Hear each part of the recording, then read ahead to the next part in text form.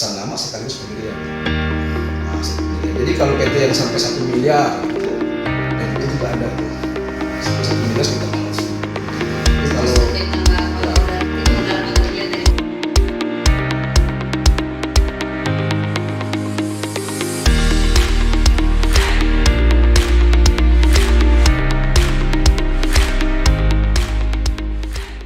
Hai Sobat Tifa, jumpa lagi di podcast Tifa Papua. Kali ini bersama saya Melani, yang tentunya akan memberikan informasi layanan Kementerian Hukum dan Hak Asasi Manusia Republik Indonesia melalui Kantor Wilayah Kementerian Hukum dan HAM Papua. Kali ini kami akan memberikan informasi tentang layanan, salah satu layanan dari Administrasi Hukum Umum. Untuk itu, kali ini bersama saya telah hadir Bapak Fakriansa, seorang notaris dari Kabupaten Jayapura. Apa kabar Bapak? baik, alhamdulillah baik. Tetap semangat Pak ya? Semangat. Dan kali ini pun juga saya ditemani oleh sahabat saya, Merdeka Putra, yang merupakan perancang perundang-undangan pada Kantor Wilayah Kementerian Hukum dan HAM Papua. Baik, kali ini kami akan memberikan informasi terutama tentang badan usaha berbadan hukum. Pak Fakri, bagaimana Pak sebenarnya pengertian dari badan usaha berbadan hukum itu sendiri? Baik, jadi perlu memang saya jelaskan bahwa badan usaha itu memang ada yang bukan badan hukum atau tidak badan hukum. Ada juga yang badan hukum. Nah, itu badan usaha yang tidak badan hukum itu seperti macam CV, firma, itu bukan badan hukum. Tapi aktanya dibuat oleh notaris. Kemudian kita melalui sistem sistem administrasi badan usaha, itu kita daftarkan. Yang dulunya daftar di pengadilan, kemudian sekarang langsung dari kementerian mendapatkan surat keterangan terdaftar. Tapi kalau yang badan hukum, itu memang akta notaris kita buat, kemudian nanti pengesahan anggaran dasar itu langsung dari Kementerian Hukum HAM, dan itu melalui pelayanan AHU yang menurut saya sangat luar biasa. Pelayanan AHU dibanding dulu kami sekarang menggunakan pelayanan AHU itu bisa menyelesaikan 1 hari asal berkasnya lengkap, selesai sampai dapat SK Menteri dan kami cetak. Jadi memang badan hukum itu kalau di badan usaha hukum yang populer memang PT. Kan kita kenal badan hukum itu ada perseroan terbatas, ada yayasan, ada perkumpulan, itu badan hukum. Nah, ciri memang dari badan hukum adalah kekayaannya itu terpisah. Jadi kekayaan itu terpisah. Artinya di situ kekayaan terpisah dari para pemegang saham atau dari para pengurusnya itu. Disitulah sebenarnya kelebihan daripada badan hukum. Sehingga macam PT disebut perseroan terbatas. Apa yang terbatas? Terbatas adalah tanggung jawabnya. Tanggung jawabnya terbatas pada modal yang ada dalam PT itu. Karena PT kan terdiri dari modal terbagi ke saham. Sehingga ketika ada suatu persoalan, sebenarnya mereka tanggung jawab hanya sebatas modalnya itu, tidak sampai ke harta pribadi. Baik Pak. Jadi itu perbedaan antara badan usaha yang tidak berbadan hukum dengan yang berbadan hukum. Ya. Baik. Jadi apa manfaat Pak dari mendirikan badan usaha yang berbadan hukum? Ya, manfaatnya tuh pertama ya, itu tadi karena kekayaannya terpisah. Sehingga kekayaan terpisah itu seperti macam PT tadi saya jelaskan bahwa tanggung jawabnya sebatas modal itu. Kalau dibanding badan usaha ketika ada masalah, maka seperti direktur pada CV, itu tanggung jawabnya sampai ke harta pribadi. Tidak terbatas itu. Kalau komanditer, kalau dalam CV ada namanya pesero pelepas hak atau pesero pasif, namanya pesero komanditer. Mereka hanya tanggung jawab sebatas modal yang dikasih masuk. Tapi kalau direktur itu sampai harta pribadi. Tapi kalau PT yang dalam badan hukum itu tanggung jawab sebatas modal itu. Dan memang kelebihannya lain adalah melalui sistem AHU online ini, nama PT itu tidak bisa digunakan oleh PT lainnya. Jadi terjaga itu nama PT itu. Jadi tidak bisa digunakan oleh perusahaan-perusahaan lainnya. Kalau sudah ada nama itu, perusahaan lain ya, mendaftar harus memakai menggunakan nama lain Pak. Benar. Baik Bapak. Mungkin ya, kalau kantor wilayah sebagai perpanjangan tangan dari pemerintah pusat sebagai koordinator di wilayah. Artinya bahwa dalam pelaksanaan notaris harus melaporkan pelaksanaan kegiatannya. Di mana dalam kantor wilayah ini ada namanya tim yang dibentuk itu untuk melakukan pengawasan dari pelaksanaan atau pekerjaan yang dilakukan oleh notaris. salah satunya adalah MPD dan MPB. Memang terkait badan hukum ini, kami sering mendapati masyarakat yang pada umumnya mereka datang di kantor wilayah, tanya, Bapak, kami mau daftar ini, kira-kira bagaimana? Kami jawab, pada umumnya kalau kami kantor wilayah ini sebatas administrasinya. Terkait pelaksanaannya itu, Bapak, Ibu bisa langsung ke notaris terdekat. Kami sampaikan seperti itu. Karena yang teknisnya untuk pendaftaran atau lain-lain sebagainya itu kan di notaris. Kita kan sebagai administratornya saja kalau di daerah. Ya. Saya seperti itu. Betul. Jadi kalau pertama memang tugas sebagai notaris itu ada penyuluhan hukum terkait akta itu supaya masyarakat dapat paham yang namanya badan usaha yang bukan badan hukum, badan usaha yang badan hukum. Sehingga mereka contohnya mereka ingin buat CV. CV itu sebenarnya berdasarkan perjanjian. Jadi minimal ada 2 orang atau lebih.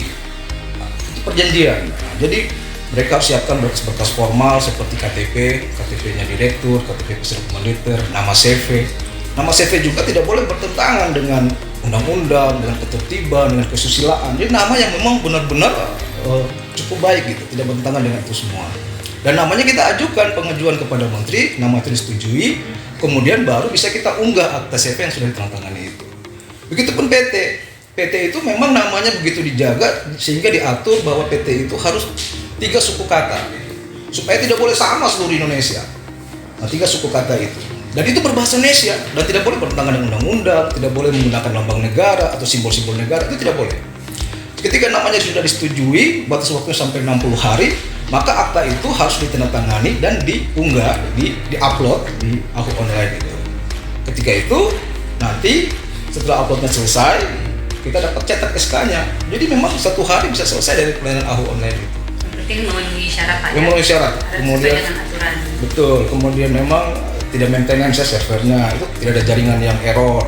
Itu mudah saja, semua bisa selesai. Nah itu yang penting juga yang saya ingin sampaikan, bahwa dalam pembuatan badan usaha itu ada yang istilahnya beneficial ownership. Jadi pemilik manfaat dari perusahaan itu. Nah pemilik manfaat perusahaan itu memang ditentukan dalam peraturan itu, regulasinya bahwa memiliki saham 25% berarti dia pemilik manfaat. Dia bisa mengendalikan, bisa mengangkat direktur, bisa mengangkat komisaris, dia pemilik manfaat. Nah, jadi mereka menentukan dulu itu, kemudian mereka menyampaikan tidak boleh pinjam nama, tidak boleh ada orang lain di belakang akta itu yang setidak-tidaknya hanya secara atau intelektual menggunakan nama orang lain dalam akta itu. Sehingga kami benar-benar menjaga itu. Nah itu kita berikan penyuluhan agar masyarakat paham, oh ternyata kalau kita menggunakan usaha dengan bentuk badan usaha CV seperti ini konsekuensinya. Kalau firma itu sebenarnya satu nama yang digunakan bersama. Seperti contoh kita firma pengacara contoh. Mungkin ada namanya si siapa gitu. Itu SPA, terus ada nama orang, terus asosiates atau partners. Jadi nama satu orang digunakan bersama. Itu firma. Itu juga didaftarkan di SABU, di sistem aplikasi badan usaha itu. Itu termasuk berbadan hukum Pak, tidak? Tidak, itu badan usaha. Jadi badan usaha saja. Bagaimana membedakan itu Pak? Maksudnya yang berbadan hukum dengan yang tidak berbadan hukum. Nah, yang paling penting itu sebenarnya di pengesahan anggaran dasarnya oleh menteri. Nah, jadi kalau yang firma yang CV itu mereka hanya mendapat surat keterangan terdaftar dari kementerian, dari Menteri Hukum dan HAM. Tetapi kalau yang badan hukum, SK, surat keputusan pengesahan badan hukum itu. Jadi pada waktu SK pengesahan badan hukum itu terbit, maka sebenarnya pada saat itulah lahir badan hukum. Nah, dalam konteks yuridis itu begitu, lahir badan hukum. Sehingga kalau seandainya ini saya berikan contoh, seandainya PT itu belum ada pengesahan anggaran dasarnya, maka konsekuensinya perbuatan hukum yang dilakukan oleh direktur itu tanggung jawab para pemegang saham. Tetapi kalau sudah badan hukum, tanggung jawabnya badan hukum itu sendiri yang diwakili oleh pengurus itu. Itu beda. Jadi memang perbedaannya itu paling mendasar di SK keputusan menteri, pengesahan badan hukum. Kemudian kekayaan yang terpisah dan kemudian diberitakan di berita negara. Itu memenuhi asas publisitas berita negara. Jadi diketahui oleh pihak ketiga, mengikat pihak ketiga. Itu yang berbadan hukum. Mungkin saya tambahkan sedikit terkait yang Pak Pakri sampaikan tadi yang nama tidak boleh sama. Ya betul. Nah, kebetulan saya lupa bulannya di salah satu kabupaten notarisnya mendapat somasi dari pusat. rumah sakit lah itu, karena katanya ada satu kata itu karena mereka sudah daftar, ada katanya itu mereka klaim bahwa itu miliknya mereka. Katanya itu dimasukin suratnya, yang surat itu menanggapi surat itu ada tim dari kantor wilayah melakukan koordinasi ke pusat bahwa kalau penggunaan nama itu namanya umum, tidak bisa diklaim karena cuma satu kata saja. Makanya di sini bahwa kantor wilayah itu sangat berperan, tidak hanya dalam artian bagaimana membuat atau mengajak untuk notaris mengumpulkan dalam tanda kutip sebanyak-banyak PNBP kepada pemerintah, tapi juga memberikan perlindungan bagi notaris. Mungkin dari segi nama ataupun segalanya tetap dari Kanwil tidak istilahnya lepas tangan begitu, tapi memberikan juga bagaimana proteksi bagi sang notaris dalam melaksanakan pekerjaannya atau tugasnya. Dari saya lupa kabupatennya, tapi baru di tahun ini. Ada yang menyatakan sama namanya. Iya, tapi cuma satu kata saja. Tapi hasil koordinasi dari Direktur Jenderal itu tidak apa-apa karena cuma satu kata, kan tidak karena cuma satu, karena tidak seperti Pak Fakri sampaikan bahwa namanya sama persis. Iya, saya tanggapi begini. Jadi memang proses pembuatan akta, pembuatan badan hukum, PT, yayasan, perkumpulan, kita pertama mengajukan nama ya. Ini setelah kita melakukan pembayaran kan, voucher pembayaran, setelah kita melakukan pembayaran, kita ajukan nama. Nah, nama itu kita ajukan, kalau untuk badan hukum 3 kata. Dulunya memang 1 kata zaman dulu ya. Kemudian naik 2 kata, kemudian sekarang 3 kata supaya memang tidak sama. Nah, ketika nama itu mirip sekali, itu memang di email di akunnya kita, di email itu muncul itu nama tidak dapat digunakan. Karena sudah ada kemiripan sekali gitu. Sudah ada yang menggunakan ya, nama itu sebelumnya. Tidak bisa digunakan. Jadi tidak bisa kita akses, tidak bisa kita gunakan. Kita meminta kepada klien kita untuk merubah nama agar nama itu kita ajukan kembali. Kemudian nanti akan muncul ini nama dapat digunakan. Ada persetujuan menteri. Nah, kita ada surat persetujuan menterinya, kita beritahu kepada klien bahwa nama perusahaan ini atau nama korporasi telah disetujui. Jadi tidak mungkin ada persamaan nama. Kalau ada satu nama itu tidak masalah. Satu kata tidak masalah. Gitu. Yang persoalan itu kalau memang kata itu sangat mirip sekali sampai 3 suku kata. Itu memang tidak bisa. Jadi memang kalau bikin itu enggak maksudnya jangan satu kata Pak ya, minimal memang harus minimal 3 suku kata. Boleh lebih. Minimal 3 suku kata ya. Dan itu berbahasa Indonesia. Hanya memang kita ada akomodir yang istilahnya kan itu asing, bukan berarti istilah adat kita, lokal kita ya. Kita masih bisa akomodir satu katanya untuk 2 dalam bahasa Indonesia gitu. Kalau bahasa Inggris tidak boleh, ya kan? Kalau misalnya pure semua bahasa Inggris tidak boleh. Tapi kalau misalnya ada maksudnya diselipin satu gitu Pak, bisa ya? Ya masih bisa. Kalau kita di Papua ada istilah mungkin nama-nama yang sifatnya terlalu lokal itu masih boleh. Kalau menurut saya begitu dan tidak ada masalah sebagai nama. Asal 2 katanya yang berikut bahasa Indonesia. Bahasa daerah pun juga nggak boleh? Ya tidak boleh, harus bahasa Indonesia. Supaya tetap dia memang memiliki makna, tidak melanggar daripada yang saya bilang ketertiban perundangan dan sebagainya. Ada aturannya tersendiri juga. Ada aturannya itu nama. Jadi memang nama ini memang menjadi brand. Kalau dalam dunia bisnis mereka sebut mungkin ya merek usaha mereka, brand usaha mereka terjaga gitu. Dia tidak dapat di zaman dahulu kan tidak ada seperti itu, sehingga dapat saja orang manipulasi dan macam-macam. Iya, bisa pakai nama nama lain padahal bukan. Dan di pelayanan aku seandainya ada orang juga ingin tahu profilnya perusahaan, mereka bisa akses di pelayanan aku. Data informasi umum, mereka akses saja di www.ahu.co.id. Mereka bisa mereka bayar PNBP-nya, mereka bisa tahu tuh profil perusahaan. Oh, jadi untuk melihat itu pun kita harus membayar juga Pak ya? Ada PNBP-nya kan. Tapi kalau yang hanya terbatas tidak masalah. Oh, ada ya, kemarin sempat lihat pakainya ada 50.000 kalau nggak salah Pak, kalau cuma untuk sekedar mau melihat daftar ini. Kalau dulu nggak ada, jadi memang dulu tuh ya kita sangat bersyukur lah kemajuan IT ya. Jadi kalau dulu nggak ada, jadi kalau orang mengaku dia direktur ini, dia ketua yayasan ini, bisa memunculkan banyak penipuan. Dengan modal foto dengan seorang pejabat, dia bisa menipu dan menerima banyak sumbangan-sumbangan. Padahal dia tidak punya yayasan atau dia tidak punya PT dan sebagainya. Sekarang nggak bisa, sudah bisa diakses dan kita tahu. Begitu. Itu perlindungan hukum yang sebenarnya menurut saya perlu untuk yang berbadan hukum. Badan usaha juga ada ya semacam CV bisa diakses.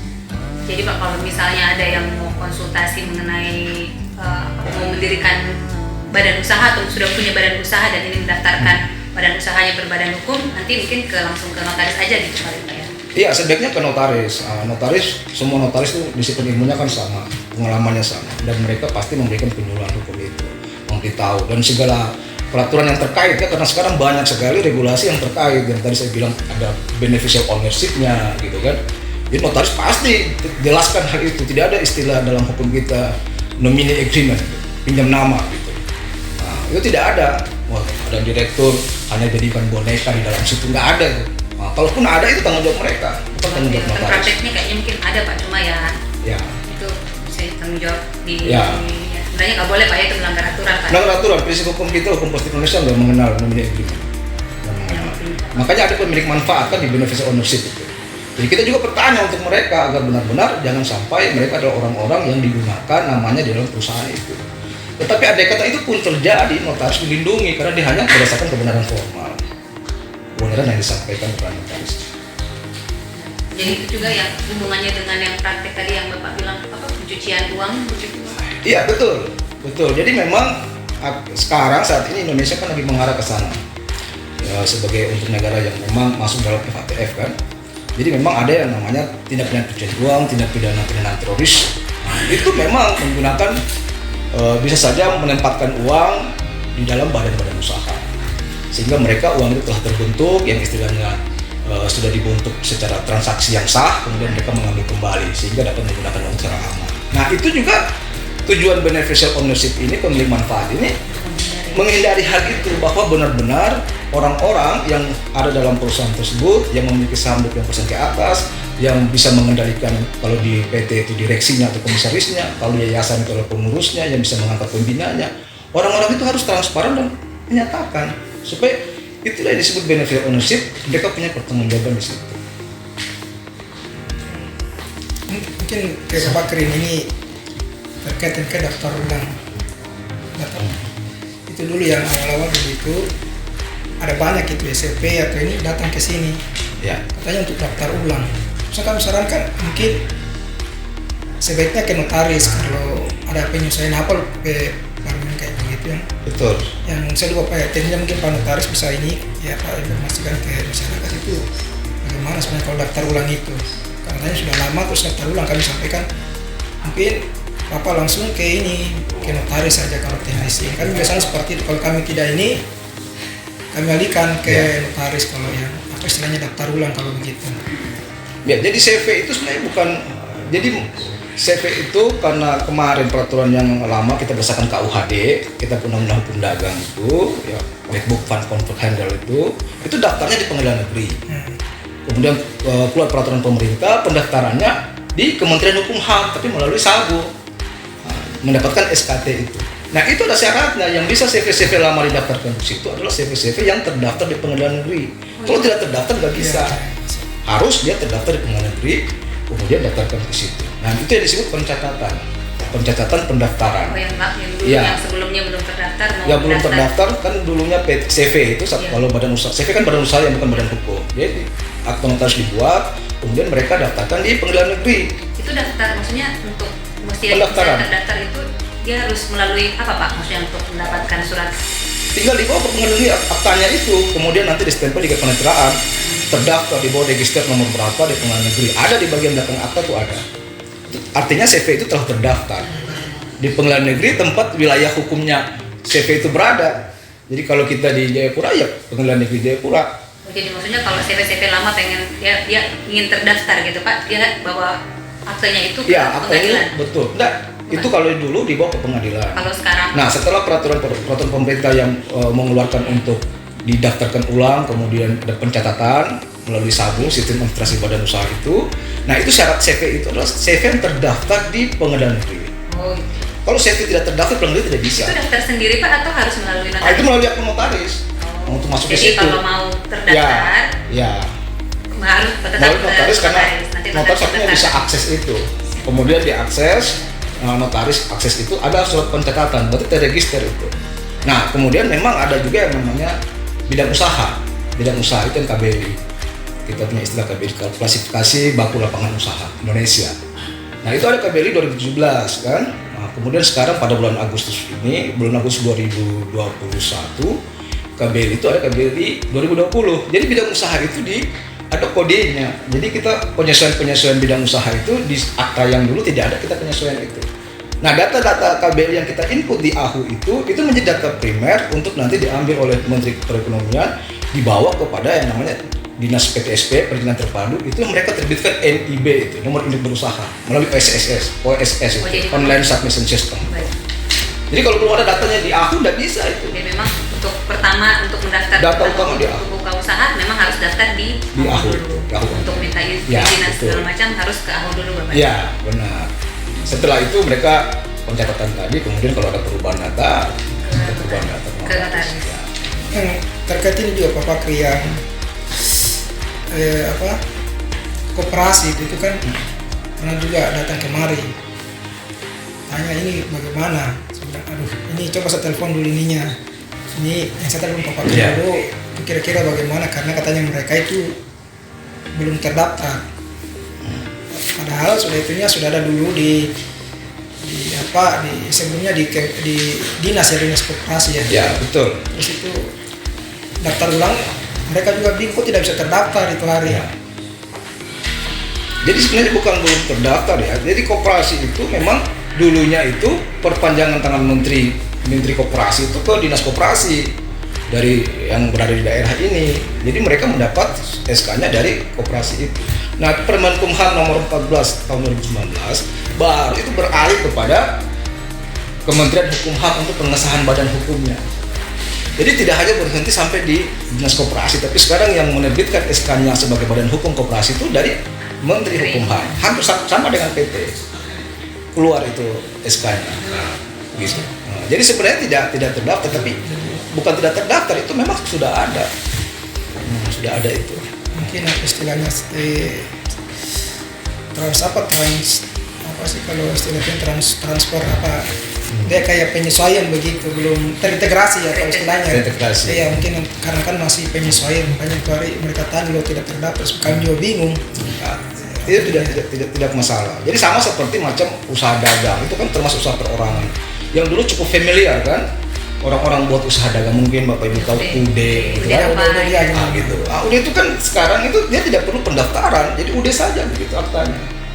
Dia tidak perlu pendaftaran seperti CV, firma, Itu juga pengurusannya ke notaris juga. Ke notaris juga dengan akta. Jadi aktanya ya tetap akta notarial. Jadi UD juga termasuk badan hukum atau tidak ya? Bukan, dia badan usaha. UD kayak CV gitu. Tapi dia bukan badan usaha, dia hanya disebut usaha perorangan. Jadi ini istilah hukum ya, istilah hukum. Hukum itu mengenal istilah usaha perorangan. Itu yang namanya UD.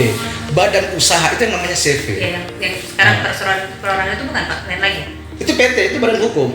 Itu undang-undang cipta kerja. Tapi saya kira itu nanti kita, karena itu kan lagi dalam putusan Mahkamah Konstitusi kan. Tapi itu dia dalam kategori. Jadi badan hukum itu sebenarnya diciptakan oleh hukum ya. Yang dulu, jadi saya ingin kasih gambaran baca manusia. Manusia kan itu natural person. Artinya dia subjek hukum kan. Ya. Kemudian karena teori yang berkembang, jadi badan hukum itu diciptakan oleh hukum. Jadi seolah-olah dianggap seperti manusia. Dia bisa melakukan perbuatan hukum, dia bisa melakukan punya kewenangan-kewenangan. Makanya PT itu badan hukum, yayasan itu badan hukum, koperasi badan hukum. Ya. Gitu. Kalau mengenai itu kan sudah ada mesin kalau untuk di pendaftaran kayak gitu-gitu sudah ada memang tarifnya Pak ya, tarif PNBP. PNBP-nya ada, benar. Sudah sesuai dengan Ini Permenkumham nomor berapa? 18 2019, 28 2019 kalau tidak salah, jenis tarif PNBP. Itu ada memang. Jadi kalau macam PT, ya, PT dari modalnya kan, dari dulunya kan modal kalau Undang-Undang 40 2007 tentang perseroan terbatas itu modal minimal 50 juta. Tapi kan ada peraturan selanjutnya yang akhirnya modal PT-nya cuma 25 juta. Itu ada PNBP-nya. itu bayar langsung Pak Ya, kita bayar dulu itu. Jadi kalau PT itu kita pembayaran kosan nama sekaligus pendirian. Nah, pendirian. Jadi kalau PT yang sampai 1 miliar itu PNBP juga ada tuh. Sampai 1 miliar sekitar 600 ribu. Tapi kalau tambah kalau ya, modal itu modal dilihat dari modalnya. Dari modal dasar. Kalau modalnya semakin besar semakin besar. Jadi kalau di atas 1 miliar kita 1.100.000. Nah, itu saya kira dalam bisa didetail, bisa dilihat di apa namanya Permenkumham nomor 28 2019 tentang jenis-jenis tarif PNBP. Baik, mungkin Ada Oke. yang ingin disampaikan untuk menutup pembicaraan kita pada hari ini, bincang-bincang kita pada hari ini? Ada pesan-pesan mungkin yang Pak Bakri ingin sampaikan kepada Sobat Tifa? Baik, untuk Sobat Tifa di mana berada, semoga apa yang bisa disampaikan ini memotivasi kita untuk berbisnis dengan menggunakan legalitas badan usaha yang benar-benar legal formalnya itu legal standingnya jelas. Karena itu dapat memberikan perlindungan hukum kepada kita, dan kedua mendapatkan kepercayaan dari mitra kerja kita. Jadi kalau orang ingin bermitra kerja sama kita, tentunya mereka butuh legalitas yang jelas sehingga timbullah kepercayaan itu. Dengan adanya perlindungan hukum, dengan adanya kepercayaan dari masyarakat, itu berdasar pada legalitas profil daripada perusahaan itu. Saya harap dengan memahami itu, maka kegiatan bisnisnya lebih lancar. Saya kira gitu. Baik. Dari Merdeka mungkin? Iya. Buat sobat-sobat Tifa semua dimanapun berada, kalau dari kami kantor wilayah, buat semua yang ingin misalnya membuat badan hukum atau badan usaha atau meningkatkan badan usaha menjadi badan hukum, jangan ragu-ragu datang ke notaris terdekat, karena secara teknis mereka lah yang lebih paham. Mungkin biasa seperti itu. Sekian Sobat Tifa bincang-bincang kita kali ini tentang badan usaha berbadan hukum. Jangan lupa komen, like, subscribe, dan share sebanyak-banyaknya agar informasi ini bisa sampai kepada masyarakat dan sobat-sobat Tifa yang lain yang membutuhkan informasi tentang badan usaha berbadan hukum atau yang ingin memulai badan usahanya. Kanwil Kemenkumham Papua, Pasti Tifa.